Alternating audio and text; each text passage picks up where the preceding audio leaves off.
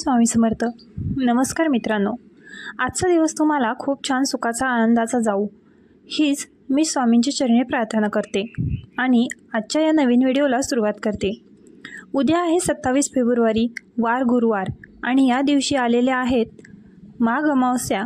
प्रत्येक महिन्यामध्ये अमावस्या तिथी ही येते आणि प्रत्येक अमावस्येचं महत्त्व हे देखील वेगवेगळं असतं. माघ महिना हा अत्यंत महत्त्वाचा मानला जातो आणि त्यात ही माघ अमावस्या देखील खूप शुभ मानली जाते. या माघ अमावस्येच्या दिवशी माघ महिन्याची समाप्ती होते. या माघ अमावस्येच्या दिवशी पवित्र नद्यांमध्ये स्नान केल्यानंतर दान करण्याची परंपरा आहे. यामुळे पापांचा नाश होतो. धार्मिक शास्त्रानुसार पूर्वज अमावस्येच्या दिवशी पृथ्वीवरती येतात. त्यांच्यासाठी तर्पण श्राद्ध पिंडदान केल्याने ते आनंदी होतात. तसेच या दिवशी माता लक्ष्मी आणि भगवान विष्णूंची देखील पूजा केली जाते. हा दिवस त्यांना देखील समर्पित आहे.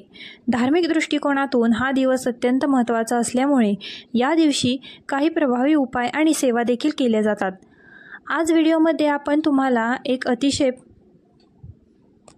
प्रभावी असा उपाय सांगणार आहेत.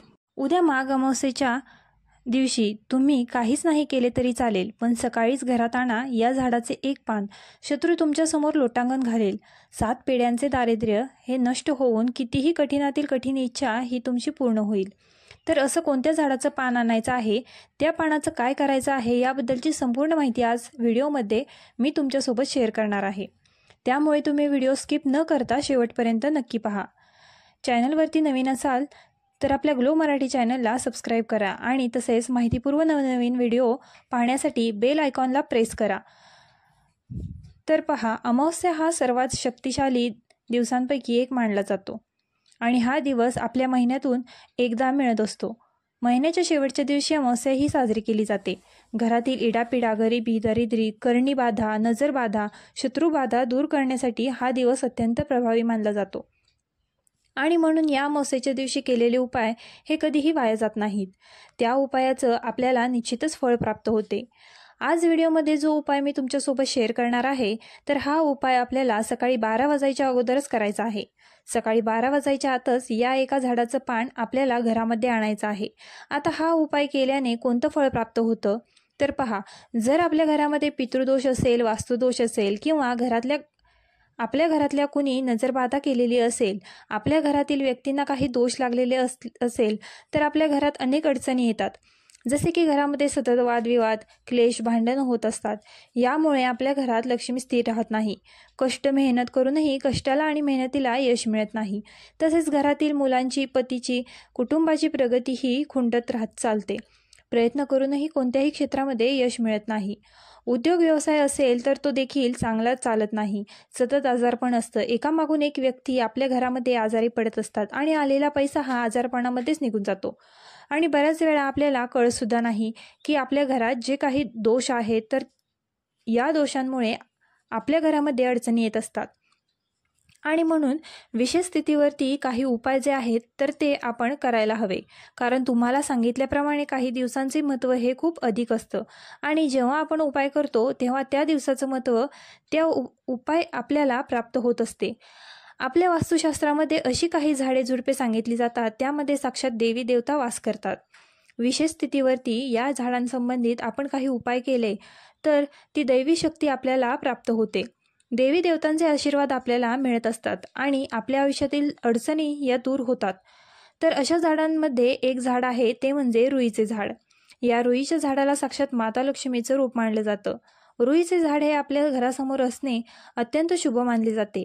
यामुळे आपल्याला अक्षय पुण्याची प्राप्ती होते. या झाडाच्या मुळापाशी श्री गणेशाची प्रतिमा निर्माण होते आणि या झाडाच्या पानांमध्ये साक्षात माता लक्ष्मीचा वास असतो आणि यामुळे आपल्याला चमत्कारी लाभ हे मिळत असतात. आणि म्हणून आपण अमावस्येच्या दिवशी हनुमानांना रुईच्या पानांची माळ अर्पण करत असतो. तसेच या दिवशी आपण शिवलिंगावरती सुद्धा रुईच्या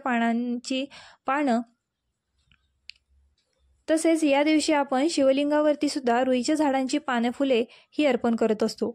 या दिवशी हा उपाय जर आपण आपल्या घरात केला तर आपल्या घरावर कधीही नकारात्मक शक्तींचा परिणाम हा होत नाही. त्या घरावर कधीही जादूटोणा, तंत्रमंत्र यांचा वाईट प्रभाव देखील पडत नाही. अशा घरातील लोकांवर लक्ष्मीची विशेष कृपा असते.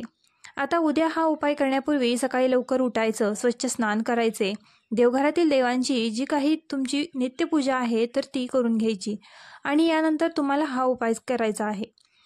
उपाय करण्यासाठी तुम्हाला रुईच्या झाडाचं एक पान आणायचं आहे.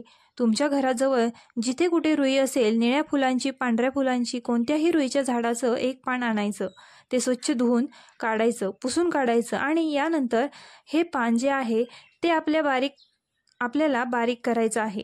मग तुम्ही मिक्सरमध्ये बारीक करा किंवा खलबत्त्यामध्ये कुटून बारीक केलं तरीही चालेल. या पानामधला रस जो आहे तर तो आपल्याला घ्यायचा आहे.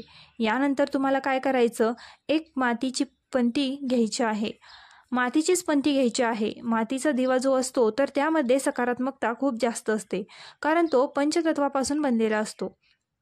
यामुळे मातीची पंती घ्यायची, त्यामध्ये शुद्ध गाईचं तूप घालायचं आहे आणि त्या दिव्यांमध्ये तुम्हाला हा रुईच्या पानांचा रस आहे तर तो 3 ते 4 थेंब रस त्या तुपामध्ये टाकायचा आहे. दोन्ही वस्तू व्यवस्थित मिक्स करून घ्यायच्या. यानंतर फुलवात जी आहे तर ती तुम्हाला दिव्यामध्ये लावायची आहे. बघा, फुलवातच लावायचे आहेत. फुलवात आणि लांबवात असे वातीचे 2 प्रकार असतात. तर लांबवात न लावता आपल्याला फुलवातच लावायचे आहे. फुलवात ही सर्वांनाच माहीत आहे की कशी असते. फुलवात लावल्यानंतर ज्या साईडने आपण ही फुलवात प्रज्वलित करणार आहे त्या साईडने थोडंसं कुंकू लावायचं आहे. यानंतर एक प्लेट घ्यायची. प्लेटमध्ये तुम्हाला थोडेसे तांदूळ ठेवायचे आणि तांदळावरती हा दिवा ठेवायचा आहे. हा दिवा आपल्याला आपल्या देवघरासमोर ठेवायचा. दिवा प्रज्वलित करायचा. दिवा प्रज्वलित केल्यानंतर या दिव्याला हळदी कुंकू अक्षता तुम्हाला अर्पण करायच्या आहेत. यानंतर 2 अखंड फुलाच्या लवंगा आणि 2 हिरवी वेलची या दिव्यात टाकायच्या आहेत. यानंतर आपल्या देवघरासमोर बसून तुम्हाला एक वेळा श्री सुक्तमच पठण करायचं आहे. त्याची फलश्रुती जी आहे तर त्याच्यासहित पठण करायचं आहे आणि एक माळ तुम्हाला श्री स्वामी समर्थ, श्री स्वामी समर्थ या मंत्राचा जप करायचा. यानंतर दोन्ही हात जोडून तुम्हाला माता लक्ष्मीचं नामस्मरण करायचं आहे, स्वामींचं नामस्मरण करायचं आहे. तुमच्या घरामध्ये ज्या काही अडचणी आहेत, संकट आहेत तर ते दूर होण्यासाठी प्रार्थना करायच्या आहेत. किंवा तुमचा एखादा शत्रू असेल, शत्रू तुमच्यावरती गुपित वार करत असेल तर हा शत्रुदोष दूर होण्यासाठी देखील तुम्ही प्रार्थना करू शकता. यानंतर हा दिवा आपल्याला जोपर्यंत जळत आहे तोपर्यंत जळू द्यायचा आहे. दिवा शांत झाल्यानंतर तो तसाच तुमच्या देवघरामध्ये ठेवायचा आहे. यानंतर संध्याकाळी 6 नंतर आपल्या देवघरामध्ये जो दिवा आपण नेहमी लावतो तो दिवा लावून घ्यायचा. धूप अगरबत्ती लावायची. यानंतर जो दिवा आपण सकाळी तुपाचा लावला होता, मातीची पंती, तर त्यामध्ये तुम्हाला 2 कापराच्या वड्या ठेवायच्या आहेत आणि त्यामध्ये असणाऱ्या लवंगा, 2 हिरवी वेलची या त्या कापरासोबत त्याच पंतीमध्ये तुम्हाला जाळायच्या आहेत. त्याचा धूर हा संपूर्ण घरामध्ये फिरवायचा आहे. त्यामुळे आपल्या घरातील नकारात्मकता जी आहे तर ती संपूर्णपणे नष्ट होते आणि घरात अखंड लक्ष्मी नांदत असते. तर हा एक छोटासा उपाय जो आहे तर तो तुम्हाला उद्या माघ अमावस्येला करायचा आहे. व्हिडिओ आवडला असल्यास आपल्या ग्लो मराठी चॅनलला लाईक, शेअर आणि सबस्क्राईब करायला विसरू नका.